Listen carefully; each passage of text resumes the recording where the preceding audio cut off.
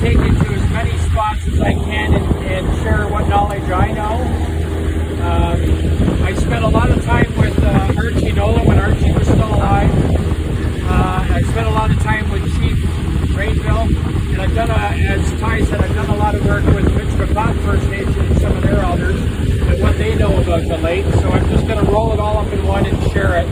You guys can ask questions whenever you want, okay? And I'll try to answer them for you. Are we going to go by where you live? Yes, we are. We're going to take a pee break there if you guys need one. I've got the outhouse all cleaned up and lots of birds going to pee. Okay.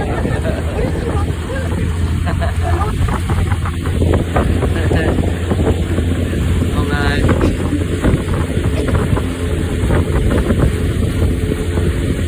So a couple things about the language and about Dog Lake.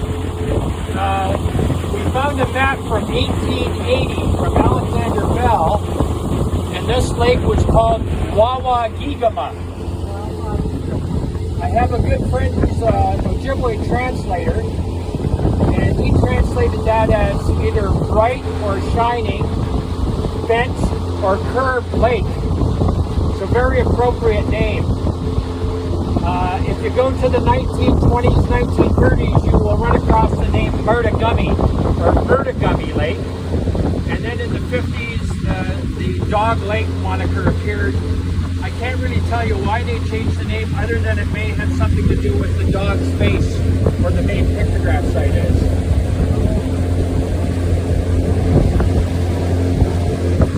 Last night I was reading an interview from the Bureau of Mines from 1897, and before the dam went in on the lake in 1930, on low water years, they believed that this lake was a series of smaller lakes. So when we get up to the LaColche Narrows, and if you can imagine that the water's 8 or 10 feet lower than it is now, LaColche Bay used to be called Matagami Lake, which when translated means a branch of the lake. And then when we go by Carpenter Island, you'll know, if you know the lake, you'll know that there's a narrows there and it's quite shallow. It's possible that Horseshack Bay and that part of the lake may have been another separate lake. The hard part is we run across these little bits of information by accident. It's very difficult to know where to look and stuff.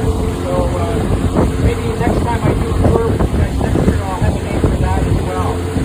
But it's Wawagigama, and what would be nice is if we get up on the geographic naming board and got the name of the lake changed back to what it used to be. Prior to building the language.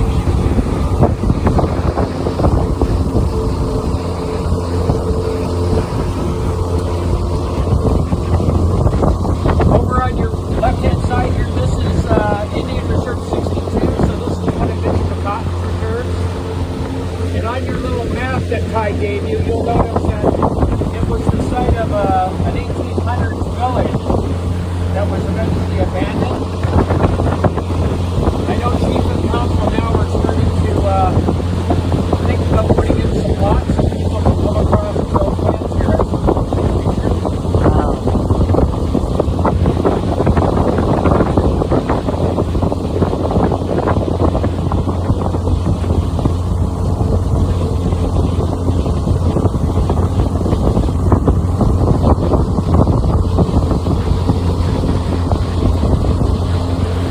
They only have water access to their along here. There's only water access. Yeah, same as where I live. Yeah. Years ago when we stayed down here, when fishing up here, we saw a lot of orange surveys. That's the surveys they've been doing. Yeah. Okay. Yeah. Some folks at Missanabie got a bit anxious about it, and they went ahead and started building some of their camps. This one's been there for a while.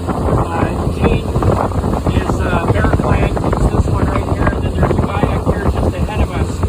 I'll show you that have built, but they're starting to divide up the plots on this side and on Indian Bay side.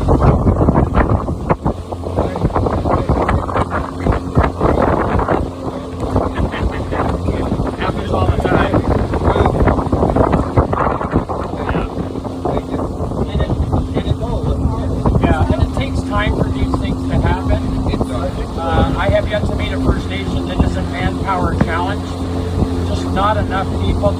what's important to get done. Well, where we live in Alberta, we have 4 bands all together in Missanabie Cree. The center is the biggest one, and they have 25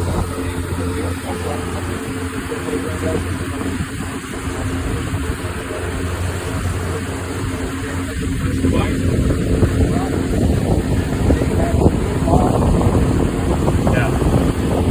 My wife and I flew out there a couple of years ago to see the medicine circles and to go to Head Smashed In and Writing on Stone.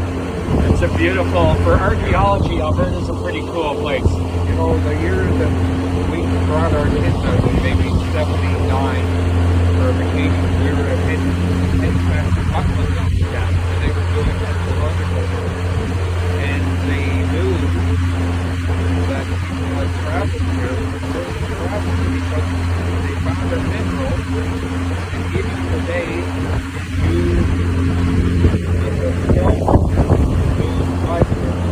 My God. it's only one place Out of there, eh? so they knew that it was travel. Well, obsidian is Montana. That's where a lot of the obsidian in this neck of the woods was traded from or imported from.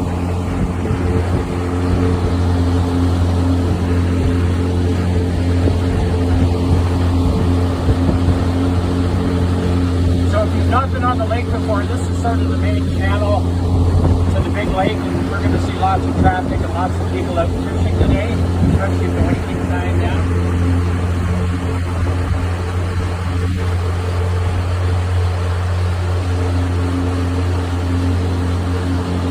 And some people are in a hurry even out here to get to the boat. Yeah. I think we picked a really good day, guys. The wind's starting to die down. We may get all the way up to Ohio Point and Lover's Beach and be able to see Medicine Mountain. If we do, that'll be excellent.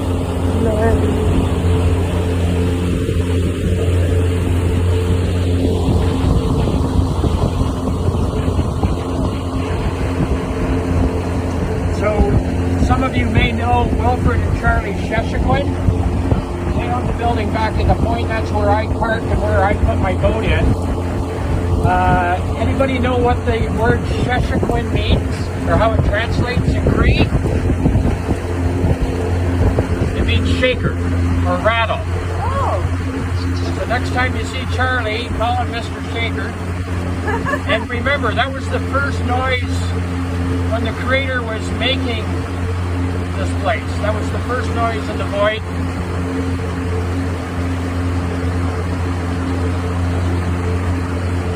It's also the noise that we sometimes hear in the spring when the ice is starting to crack up and open up. Beautiful. And we start to worry about curly-tail, about fishy bizu.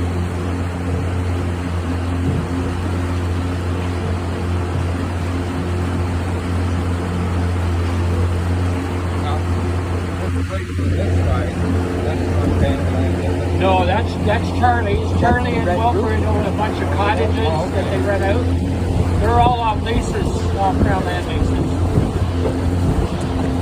Bring my car.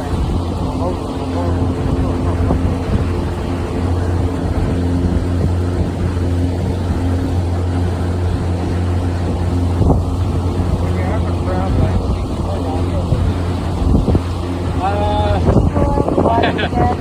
That's a tricky question. My wife is a land surveyor down in Huntsville, and the ministry called in all the land leases on it in Algonquin Park about 4 or 5 years ago, and a lot of those leases were 99 year, like $1 or $10. And they called them all in. So these are people that have had cabins in the 2, 3, 4 generations of family for 100, 125 years. And they suddenly jacked up the lease to $15,000 a year. So she was involved in some of the negotiations to try and save some of those cabins. But a lot of them were bulldozed because they couldn't afford that lease every year. Yeah, that's a change. Charlie's were $100 a year, and they just went up to $1,500 about 3 years ago, I think. So that's really gouges into his income. And they don't make a lot of money here renting out places like this for the hunt or fishing. Yeah, it is, yeah. They've all got propane and wood pile and wood burning stove.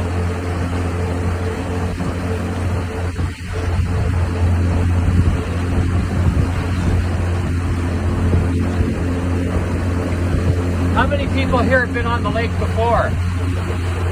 I've been in it, Okay. but not on it. Okay.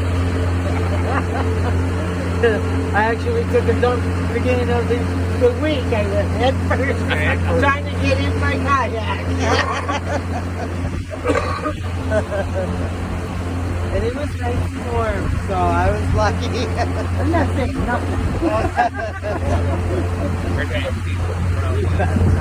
There's none for sale. The great thing about this lake is there's only maybe 20 or 25 private homes. The rest of it, like where I am, I'm on an island that's 5 acres. We're surrounded by Crown. And the ministry doesn't really seem to have any interest. They will someday when they need the money, but it's very difficult. My piece of property, when we go buy it, was bought by an American from Michigan in 1908, and it's been owned by a series of Americans, and eventually bought by the Debris family, whose dad ran the Hudson's Bay Post in Missanabie, and then they sold it to us, and it was Bill Sheshaquick, so that's Charlie's grandpa, who built the cabin. Had it shipped up here in a kit from Burlington, Ontario. So I love this lake because outside of the mining and the forestry, there's not a lot of people here. Most of who I meet are Americans who are up here for a fishing holiday. So there's a couple things I should tell you just to try and put today in perspective. This is a really, really, really important